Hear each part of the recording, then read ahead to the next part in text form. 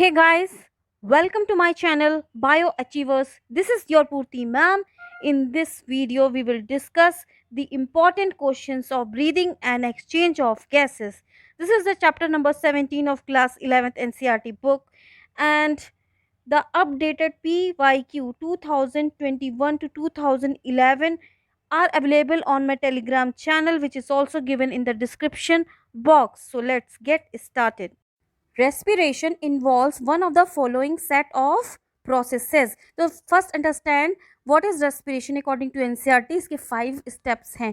पहला है pulmonary ventilation, जिसको ब्रीदिंग भी कहा जाता है. ब्रीदिंग के 2 स्टेप्स होते हैं, इंस्पिरेशन और expiration.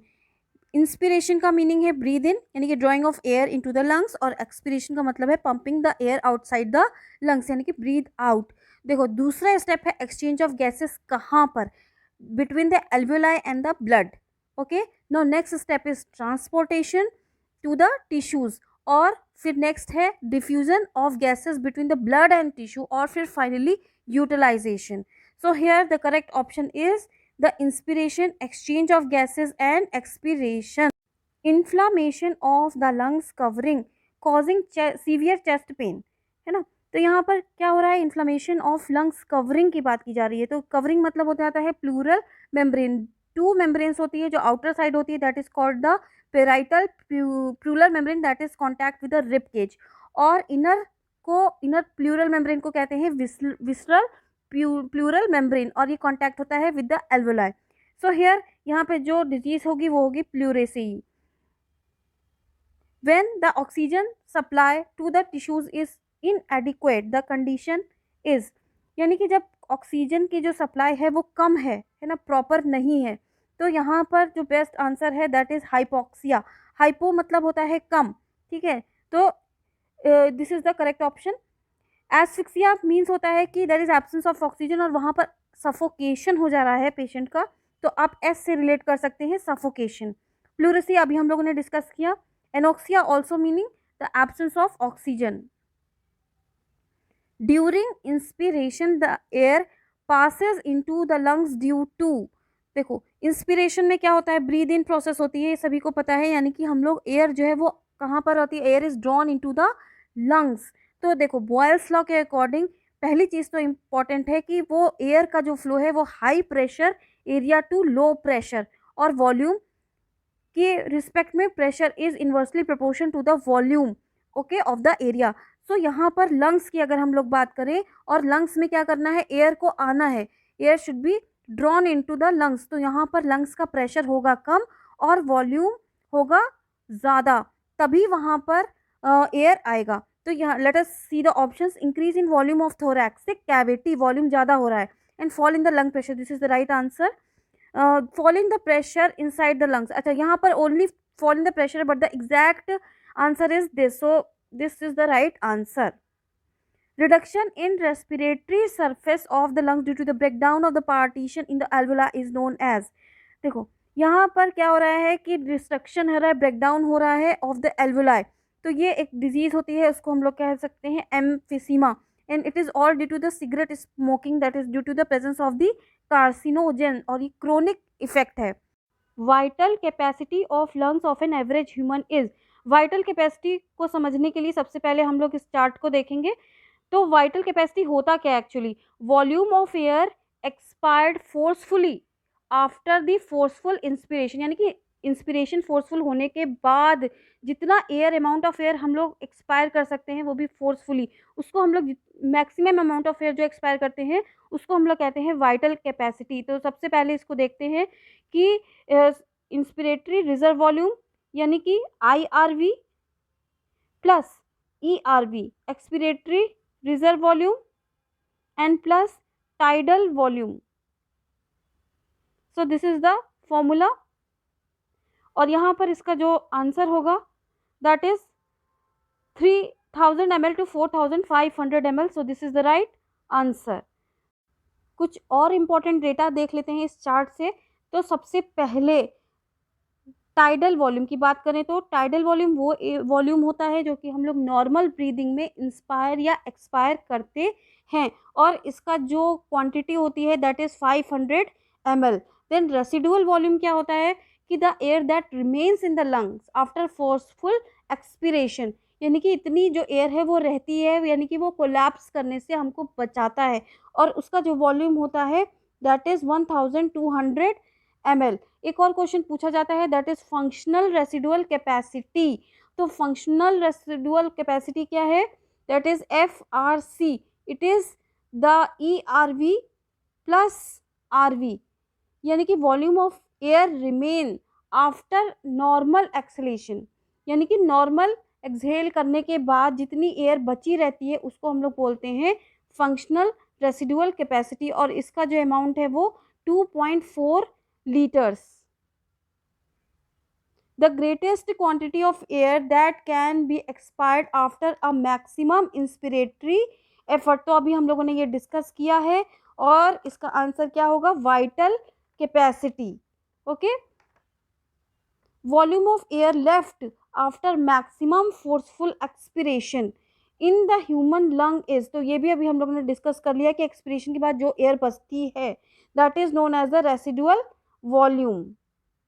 The amount of air that moves in and out of the lung with each normal inspiration and expiration, normal breathing की बात की गई है, तो वहाँ पर जो एयर का होता है movement that is the tidal volume, so this is the right answer.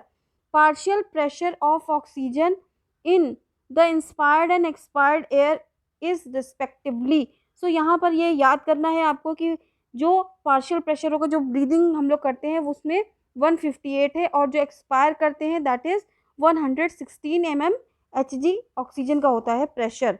In human beings partial pressure of carbon dioxide in the inspired and expired air is respectively, so here यहाँ पर जो answer है इसका वो 0.3 and 40 mmHg, यानी कि जो air हम लोग इनहेल करते हैं उसमें partial pressure carbon dioxide, respiratory mechanism is controlled bye, तो जो भी रेस्पिरेशन होता है वो कंट्रोल किसके थ्रू होता है, तो answer is central nervous system. Actually जो रेगुलेशन होता है ब्रीदिंग का वो 2 टाइप्स का होता है, यानी कि कीमो रिसेप्टर्स और न्यूरल, दोनों ही होता है। न्यूरल की बात की गई है तो यहाँ पर सेरिब्रल कॉर्टेक्स और हाइंड ब्रेन में पॉन्स एंड मेडुला। अगर हम लोग पॉन्स की बात करें तो पॉन्स क्या है, that is a pneumotaxic centre या फिर शट डाउन सेंटर बोलते हैं, और it also regulates the function of the medulla, और मेडुला क्या है, वो रेस्पिरेटरी रिदम को जनरेट करता है। This is the respiratory rhythm centre. The impulse for voluntary muscles for force breathing starts in, so answer is medulla and pons. तो अभी हम लोगों ने यहाँ पे डिस्कस किया कि मेडुला क्या है, रेस्पिरेटरी रिदम सेंटर है, और पॉन्स क्या है, pneumotaxic centre. In the process of transport of carbon dioxide which phenomena occur between the RBC and the plasma, यहाँ पर कार्बन डाइऑक्साइड का डिफ्यूजन के बारे में बात की जा रही है, तो कौन सा फिनोमिना देखने को मिलता है, तो we can see the chloride shift. क्या होता है ये क्लोराइड शिफ्ट, क्लोराइड शिफ्ट को हम लोग बोलते हैं हैमबर्गर फिनोमिना। तो इसको समझते हैं, जो एक्सचेंज हो रहा है गैसेस का, जैसे मान लीजिए ये टिश्यू है, तो टिश्यू में कार्बन डाइऑक्साइड की जो अमाउंट है वो हमेशा हाई होगा, यानी कि पार्शियल प्रेशर क्या होगा टिश्यू में हाई, और RBC में क्या होगा कम, तो carbon dioxide will always diffuse from tissue to RBC और प्लाज्मा। अब किस फॉर्म में प्रेजेंट होता है कार्बन डाइऑक्साइड, पहले वो समझते हैं। यहाँ पर देखो कार्बन डाइऑक्साइड जो होता है वो 7% होता है प्लाज्मा में, 23 to 25% होता है RBC में एज अ कार्बिनो हेमोग्लोबिन, और 70% प्रेजेंट होता है बाइकार्बोनेट आयंस में। Carbon dioxide from the tissue it is diffused into the RBC। अब देखो कार्बन डाइऑक्साइड का क्या होता है, carbon dioxide it binds with the water to form the bicarbonate ions, फिर bicarbonate carbonic acid and it is dissociated into the bicarbonate ions and the H+, so here this H+ it binds to hemoglobin to form the hemoglobinic acid। अब इस bicarbonate ion का क्या होता है, ये it is transported in the plasma, ये plasma में transport होता है in exchange of chloride ion. यहाँ पर कुछ क्लोराइड एक्सचेंजर्स होते हैं जिसकी वजह से बाइकार्बोनेट आयन जाता है बाहर और क्लोराइड आयंस आता है आरबीसी में, तो this is called as the chloride shift, यानी कि आरबीसी के अंदर क्लोराइड आयंस का कॉन्सेंट्रेशन हो रहा है ज़्यादा। और नेक्स्ट ये भी हम लोग समझ सकते हैं कि carbon dioxide it also binds with the haemoglobin to form the haemoglobinic acid, और प्लाज्मा में भी प्रेजेंट होता है carbon dioxide. In human beings the number of lobes in the right and the left lung is, so let us understand this by a picture. So this is a picture of the lungs, ये इसका right side है, ये left side है। तो right side में दो fissures होते हैं, यानी कि एक हॉरिजॉन्टल फिजर होगा और एक ऑब्लिक फिजर होगा। दैट इज वाई कि इसमें 3 पार्ट्स होते हैं, that is superior lobe, middle lobe and inferior lobe, और लेफ्ट लंग में ओनली ऑब्लिक फिजर होता है, इसकी वजह से यहाँ पर 2 लोब्स होते हैं, सुपीरियर और इंफीरियर। तो राइट में 3 और लंग्स में 2। So here the right answer is 3 and 2। During one circuit of the blood from lungs to tissue and back through the circulatory system the percentage of the haemoglobin giving the oxygen is, तो here the answer is 50%।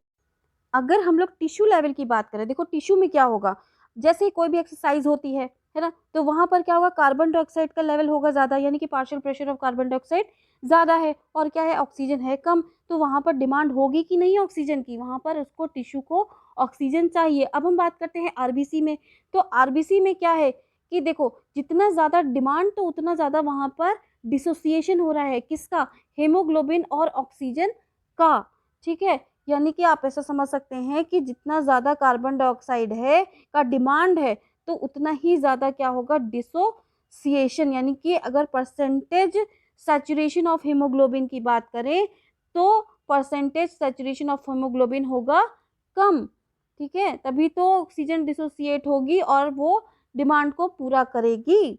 So this is called as the Bohr's effect. तो जितना ज़्यादा वो demand होगी, जितना ज़्यादा carbon dioxide होगी तो उतना ज़्यादा डिसोसिएशन होगा, और ये जो कर्व है वो हमेशा it shift to the right side. Okay, so हम यहाँ पर देख सकते हैं कि कौन कौन से फैक्टर्स हैं। अगर सेल में वो मोर एसिडिक है, यानी कि H+ आयंस ज़्यादा है, टेम्परेचर है ज़्यादा, partial pressure of carbon dioxide है ज़्यादा, और ये 2,3-BPG वो भी है ज़्यादा, तो it all the conditions it promotes the dissociation of the oxygen from the hemoglobin। इसको भी इस ग्राफ से समझ सकते हैं कि this depicts as the high carbon dioxide, क्योंकि यहाँ पर देखो कर्व जो हो रही है वो राइट साइड शिफ्ट हो रही है, ठीक है, और ये क्या है, ये नॉर्मल है बीच वाली, और this depicts as the low carbon dioxide concentration। How many oxygen molecules bound to hemoglobin to give 50% saturation? तो यानी कि अगर वो 50% saturation है तो कितना मॉलिक्यूल्स ऑक्सीजन के बाइंड होंगे। आपको पता है कि हेमोग्लोबिन में कितने मॉलिक्यूल्स बाइंड हो सकते हैं, टोटल 4, और परसेंटेज सैचुरेशन निकालते कैसे हैं, it is the number of oxygen attached with haemoglobin upon total number of oxygen that can attach with the hemoglobin into 100, यानी कि नंबर ऑफ ऑक्सीजन, देखो यहाँ पर परसेंटेज यहाँ पर क्या दिया हुआ है वो है 50, नंबर ऑफ ये हमको निकालना है और ये है 4, तो अगर आप इसको सॉल्व करें तो इसका आंसर आ जाता है 2। सो 2 इज़ द राइट आंसर, और वैसे भी 50% है तो उसका आधा ही होगा, है ना, तो 2 is the right answer. Oxygen dissociation curve of myoglobin is always hyperbolic, इसको याद कर लीजिए। Pneumatic and inhibitory centres are associated with, तो अभी हम लोगों ने यहाँ पर डिस्कस किया था कि न्यूरल रेगुलेशन ऑफ ब्रीदिंग को, तो यहाँ पर हम लोगों ने देखा था कि सेंट्रल नर्वस सिस्टम का यहाँ पर रोल था, पॉन्स और medulla. So this is the, और जो पॉन्स है वो न्यूमोटैक्सिक सेंटर है, तो this controls the breathing, so this is the right answer. Dash is located between two pleural sac and is the central compartment of the thoracic cavity. So here the answer is mediastinum. Very simple. Which of the following statement is true about involuntary breathing? Involuntary breathing की बात की गई है, तो यहाँ पर बताना है कि कौन सा स्टेटमेंट ट्रू है. It is controlled by bronchioles, wrong statement. Is controlled by pulmonary arterioles, this is also wrong. It is controlled by the alveolar capillary network, it is also wrong. It is controlled by the neurons located in the medulla and pons, तो this is the right answer. एक बार फिर से central nervous system का role यहाँ पर discuss हुआ था.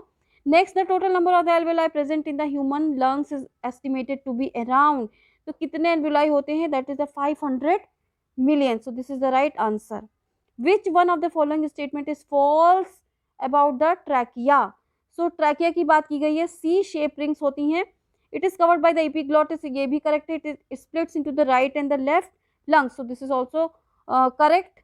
So the answer is none of the above. Which of the following is the function of the trachea? इसमें से कौन सा इसका फंक्शन बताया गया है? Gaseous exchange, yes. Filters the air we breathe, yes. Exhales the air from the body. So the correct answer is all of the above. The statement is true about the internal respiration. तो production of ATP, internal respiration की बात की गई है यहाँ पर. So this is the wrong statement. Exchange of gases between the alveoli and the blood stream. Actual जो internal जो word है, it is related to the tissues. जो gases exchange होता है blood और tissues में. So here this is the correct statement, that is the exchange of gases between the blood stream and the tissue. जो exchange हो रहा है alveoli and blood stream, it is wrong. Breathing हो रहा है atmosphere and alveoli, this is also wrong. In aves the exchange of gases occurs within the, तो फिर aves में जो respiratory organ है, that is the lungs. Which of the following is a chronic respiratory disorder caused by smoking? हम लोग पहले भी discuss कर चुके हैं, that is emphysema. Cigarette smoking, carcinogens, chronic disease, all these leads to the emphysema. यहाँ पर destruction हो जाता है alveoli का, so the surface area for exchange of gases वो हो जाता है decrease. Which of the following organ only receives oxygenated blood? So the gills is the right option. Respiratory organs of the different animals एक chart दिया गया है. earthworm by the skin, whale by the lungs, spider scorpion by the book lungs, ये important है. cockroach by the trachea. Gills किस में होता है? tadpole, fish and prawn. frog जो होता है वो तीनों तरह से रेस्पायर कर सकता है, skin, lungs and buccal cavity. और लंग्स किस में होता है? Amphibian, mammals and bird. So this is all for this video. Thanks for watching. Please like, subscribe and share, and don't miss to press the bell icon. And for more videos, please do write in the comment section. Thank you.